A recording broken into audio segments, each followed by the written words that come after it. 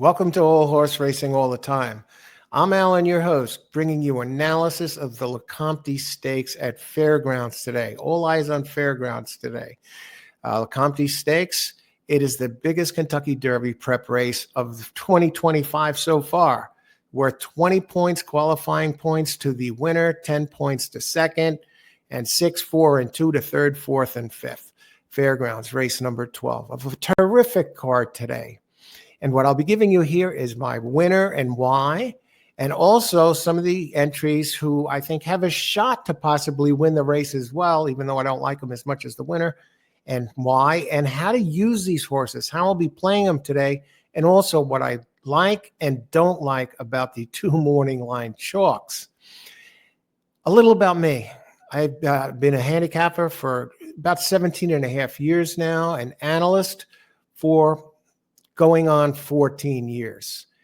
Some of you know me from when I got started analyzing the races and making it public on Blog Talk Radio, my show, Who Do You Like in the Fifth, and then covering the races as a correspondent for Bleacher Report Sports. Went on to produce Coach Allen's Racing Report, covering various tracks, the bigger tracks across the United States.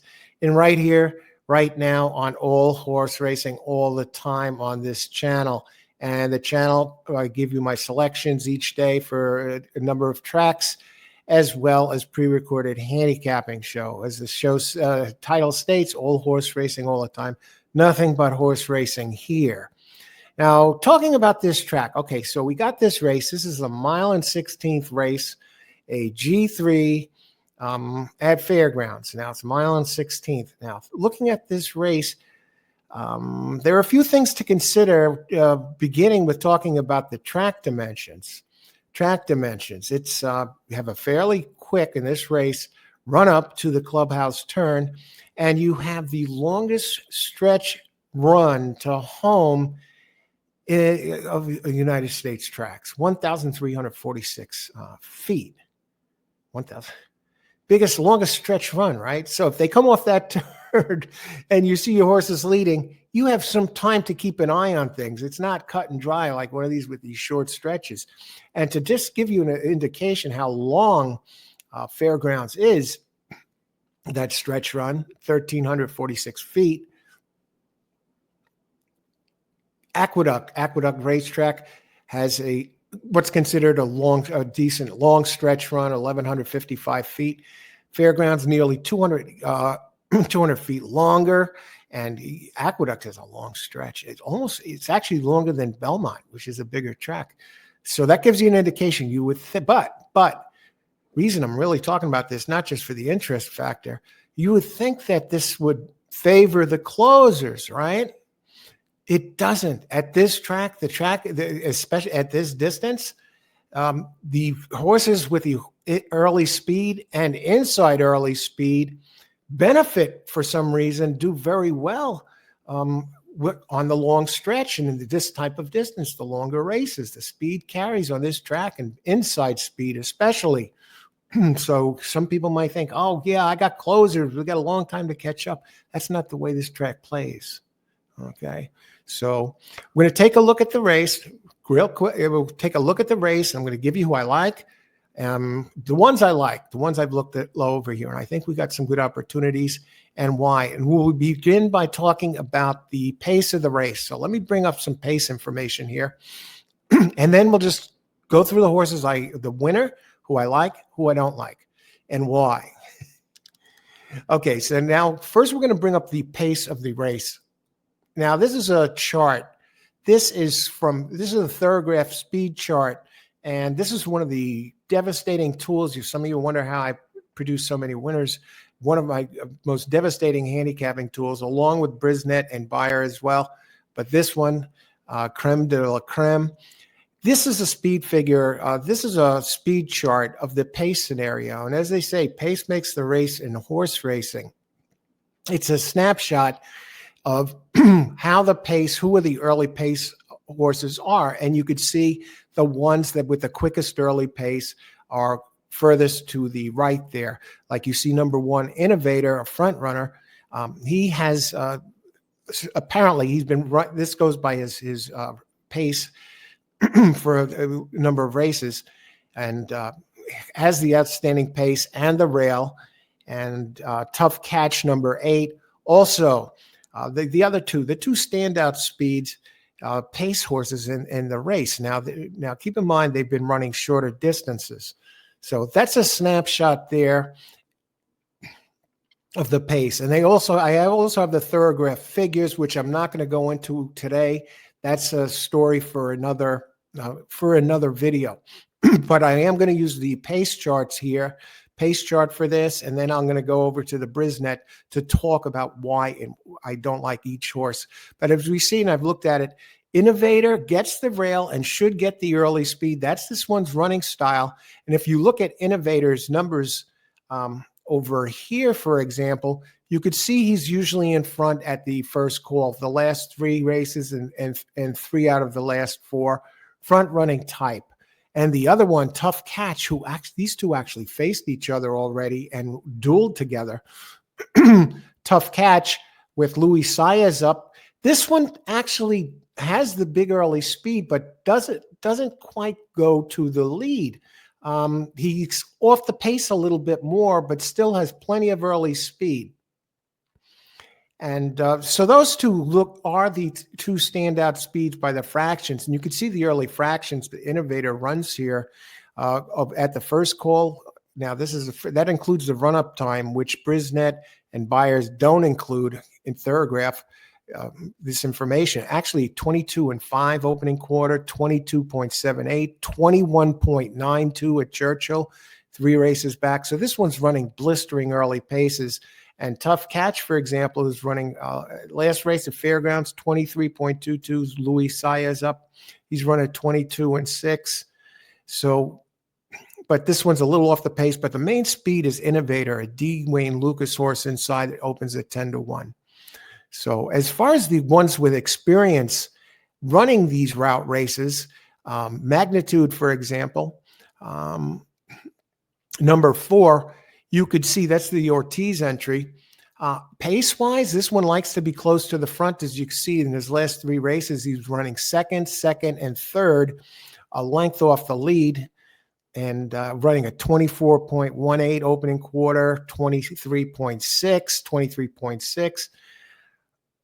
Had the lead at 23.5. And I'll tell you one thing, the people talk about this 4 having some speed, be part of the pace scenario. He's not going to be part of this pace scenario today. He has horses much faster than him on the inside. Okay. Not on the inside and outside, as you can see by the bar graphs here. That's a snapshot of how fast they run early. Now, I want to go quickly to another one who likes the lead and ran away with the race and opens as a 3-1 favorite. Number 13, Built. Now, look at Built near the bottom here. Now, talk about his fractions when he did a wire job.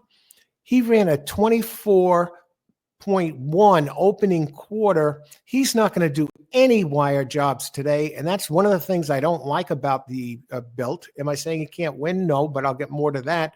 But hey, is he where he ran his best race, the last race, where he just had the way to himself with slow early fractions? That's not happening today. That's not happening today. So don't get fooled by, and plus he's running up to the short turn so he's going to be caught out wide. So he's going to be covering extra ground. So, and not only that, he's not going to be going to the front. If he does, he's going to have to run outside of his element to get there, which is a major negative. And the same thing with Disco Time. Disco Time, the other one with good, excellent early speed, he's running 23.6 in both races. One at a mile, the other at 7 at Churchill with Florent Giroux aboard. Going to have them facing the same challenges that Built has, with the exception, though, that he runs a little bit faster fractions than Built does, so Built also has to deal with Disco Time. Okay, so we talked about the pace here a bit. So those are the standout pace horses here. And now we're going to take a look at some of the Brisnet figures, give you the horses I like and why and how to use these horses. Okay, so right now we're at the Brisnet. We're going to talk about these horses now and get right through this. Okay, mile and 16th, G3. There's the track, Brisnet. Now what I'm going to do is I'm going to give you a link down below in the description area where you can get free Brisnet PPs for fairgrounds and other tracks across the United States. I got you covered here, so I'm going to put that in the description area, so expand that if you need Brisnet PPs for this race. Now, we're going to go here. I'm going to start with some of the ones that I like, who I like to win. I'm not going to talk about the horses that I had eliminated as tosses. Excuse me. And I'll begin with number one, Innovator. Number one, Innovator opens at 10-1 for Dwayne Lucas. Now, if you look at the running lines, number one, this one goes fast, really fast. If you look at his early pace numbers here on the Brisnet, down on these numbers, he's in the mid to upper 90s, even ran 100 once. So this one gets the ideal post position, and where this track has been favoring the inside and speed, and this one has the speed. This is the speed of the speed, a 900K purchase, Sire's Authentic, Dwayne Lucas with Yami Torres up, 9% jock at the meet, but inside, fast, overall numbers, not the fastest. Do I think this one wins the race? Dwayne has been running it. Not impossible, not my top choice, but one that has to be included. Number one, Innovator. You got the connections, speed, rail. Actually broke its maiden last race at Oaklawn. Hasn't run at the track. Has run here. Comes off a bullet work on January 8th, 59-3 at Oaklawn. But Wayne bringing it here, not going to argue with Wayne Lucas, and definitely part of the exotics. What if he gets loose, gets caught, and then hangs on for second? Now we're going to move down to my next choice. Now the McPeak entry, this one, now I'm tossing this one. I'm not going to go into depth with this one, the McPeak. This one has good early speed, had a nice speed figure, not really fast enough at Ellis Park to contend here. Blowout win, 14 lengths. He's not going to get the lead this race either, just like Built doesn't. So I don't like that one at 10-1. Admiral Dennis, number 3. This one I would normally toss, but you got a Brad Cox here, and it opens it at 8-1 with Joel Rosario, who is no stranger to winning big races.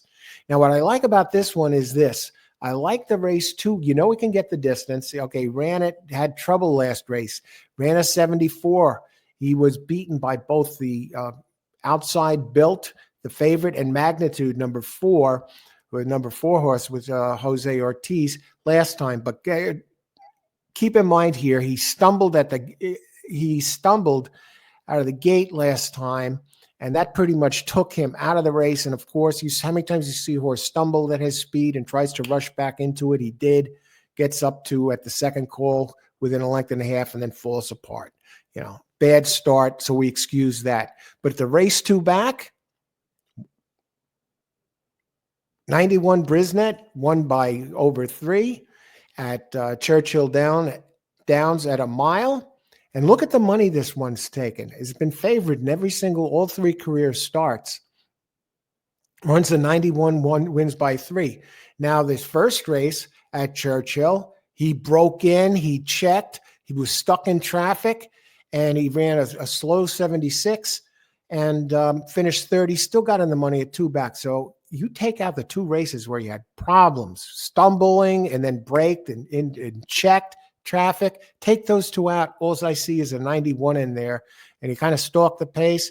And then at a mile, was starting to pull away at the end. Number 3, Admiral Dennis, certainly a contender. Win? Maybe. Now I'm going to slip down to my other choice, who I believe is the other contender. Number 6, Golden Afternoon. I really don't. I'm really hard pressed to say this one can win.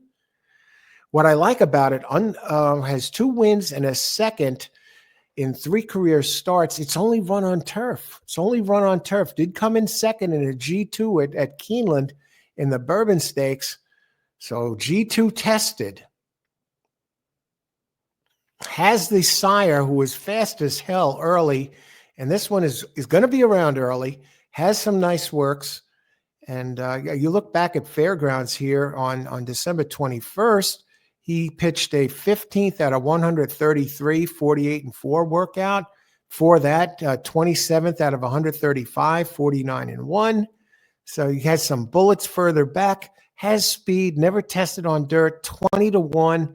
The Prentice Jockey, one-time Prentice Jockey of the Year, Eclipse winner Axel Concepcion up, who rode this one to victory last race here at Fairgrounds, November 28th, mile on turf.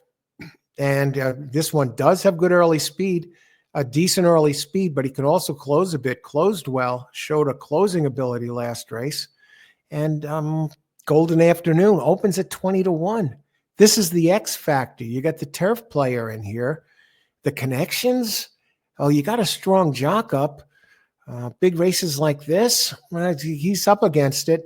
And the trainer, Nicholas Vacareza, I don't see him having a record here at all to show at Brisnet. So X factor. I really don't see this one winning, but maybe underneath somewhere. Now we're going to, well, do you want to take a chance on him? Some say he might be a live long shot. Okay, and now we go to number 8. Now, number 8 is the one that I believe is going to win the race. One stretching out, and it's Tough Catch. This is my top pick here, Tough Catch. And I'm going to get into how I'm going to use these horses.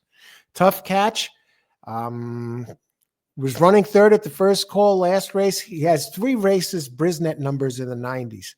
We saw his early pace on the Thorograph chart. Right up there. So breaking from post 8, I expect this one zipping over and probably duking it out with the number 1 horse in this race, Innovator. Now, the thing about this, which is interesting, is Innovator and Tough Catch faced number 1 once before at Saratoga in July. Now, in that race, that was a 5.5 furlong sprint at Saratoga last July. What a debut. Turns around, wins the race, open at 6.5-1 with Luis Saez up, who is riding today. And Luis Saez duked it out with Innovator. Now, he grabbed the lead on Innovator on that day. Innovator running one of his rare seconds. And Innovator hung around and lost by only 3/4 of a length. Now, on that day, Tough Catch did break from the rail, whereas Innovator was more outside. And so that gives Innovator a bit of a leg up this time. And one thing also, as impressive as that was, he was bumped at the start, Innovator, in that maiden race at Saratoga. And he has the speed, and Saez came back, wired the field again in the Sugar Bowl Stakes, a minor stakes race, finished second in the Ed Brown 2 back at 6.5. But so this one, in 2 different running styles, I see this one being a little bit more versatile, showed an excellent closing pace there in the last one. And by the numbers here, the LP, so 90, 92, 90, it sets up. You got Dallas Stewart, 25% trainer here at the meet at Fairgrounds. You get Luis Saez. Does it get better than that? Very tough. Saez as good as it gets. So, and he did run in the Hopeful Stakes. And in that race back at Saratoga, it was a G1. He did get bumped back at the break. So he had a bad break there. That's his lone black mark, the 71 you see in his second start. So throw that out. You know, this one is 10-1, and I see the favorites is taking money. And the other one, we're going to go outside. We're going to talk about the other ones for a second. One that caught my eye a little bit here is number 9, Dapper Dan. Do you want to use this horse? Comes off a career best Brisnet here at 6 furlongs, but I see he's been running slower. He seems to be a little distance challenged here. I was tempted to use him. Another Dallas Stewart entry, but I prefer others. So we're going to slip down now to number 11. Number 11, Disco Time. Brad Cox entry. Must be respected. 30% at the meet. And Florence Giroux up, undefeated in 2. This one has the early speed, made the lead at a mile. I could see this one contending for the lead with the 1. Big favorite, less than even money in his last race, 0.63 to 1 and 2.32 to 1. And its maiden is won impressively both times by over 3 lengths. 11 Disco Time has the speed, should get over pretty quickly. So I like this one as definitely a win contender in this race. So I'm not going to beat it to death here. And I want to go out to Built. Got Built here. He's went up and up and up. Okay. 74, 89, 94. Now that includes winning the Gunrunner Stakes where he defeated Magnitude, the 4, with Jose Ortiz, which is at 4 is a toss for me. Just doesn't fit. There are others faster. There are other Built blew him out last race. Won that race by a distant magnitude by 6 3/4. What I don't like about Built is running these fractions here. They're too slow, even as indicated by the numbers here on the E1, E2, and late pace. Did show a little more late pace last race. He didn't have to work for the lead. So I see the pace and the extreme outside post as a problem, more so than the quicker early Disco Time, number 11. So for me, for the first 2 spots, I see Built, who's going to take money. I see Built as being a toss.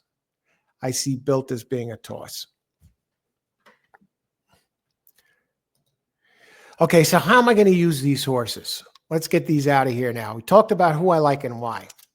Who I like to win? I like number 8 to win. I like 8 to win best. That's my top choice. My second choice is number 11, Disco Time. Just because he's handled the distance, the dominance. You got Florence Giroux up, who is just out off the charts, out of this planet right now. So you got him up, the pace. It's not so much of a problem. I think he's going to be able to cut over.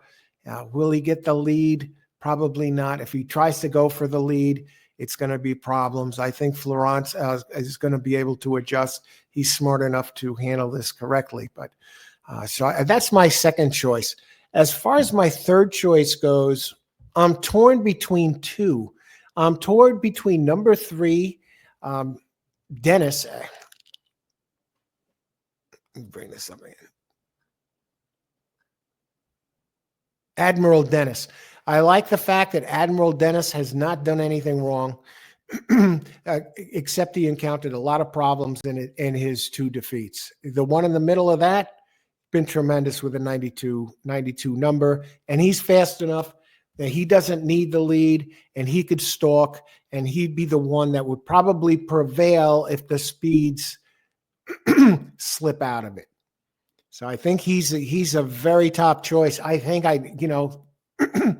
think he has a good shot. He has a respectable shot here, and he's fast enough inside that he gets an inside post from the 3. So I got 3 of them there who I prefer in this race. Those are my top choices, and the 1 I like a little bit better. What will I do as far as the exotics? As far as within the race, I'll give you within the race and then rolling exotics. I think number 3. The thing is 8. I would use 8 heavier over the 1, 3, 6, and 11. Now, if you flip it around, I would not use the 6 on top. I would go 1, 3, 11 over over the 8, but you can use the 6 as well. So I'm going to see exactly how I'm going to use a compost on. But I look at 8 keyed first and second with 1, 3, 6, and 11 in exacta. Now keep in mind, 8 is an opening at 10-1. I'm curious what kind of odds we're going to get on this horse. So I prefer this one on top. Let's see. I like 8 to win. And as far as the others, let's see what kind of odds we get on number 3. If 3 gets overlooked at the windows, some people might bet the 3 because of the name. I may do something with the win with that one. The 11, I'll have to keep an eye on number 11 here. And we're going to have to keep an eye. We're going to have to keep an eye on that number 11 out there. What about built? If you want to use it underneath, maybe third or below in your race, you can go there. In rolling exotics, yeah, I'll probably take a stab. I'll go with use my big 8 with the 1, 3, 6, and 11. And you maybe add the 6 in a play where it's or just use the 6 in one where it's a smaller pick 3 or pick 4, and you can go $1 and leave it out. So that's what you got to do. On your best plays, you could make them a heavier play than the ones that you don't want, than the ones that you like less.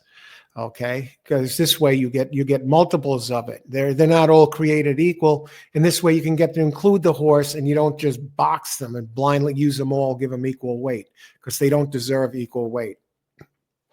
Number 8 to win. 1, 3, 6, and 11 are the other ones I would use in a over/under box with the 8 in exactas. Maybe go lighter on the 6 in the exacta, for example, since I think that one has the least shot. But it is the X factor. So what do you think? Who do you like? Leave it down in the comments below. Thanks for watching, everybody. Enjoy the races. May the horse always be with you.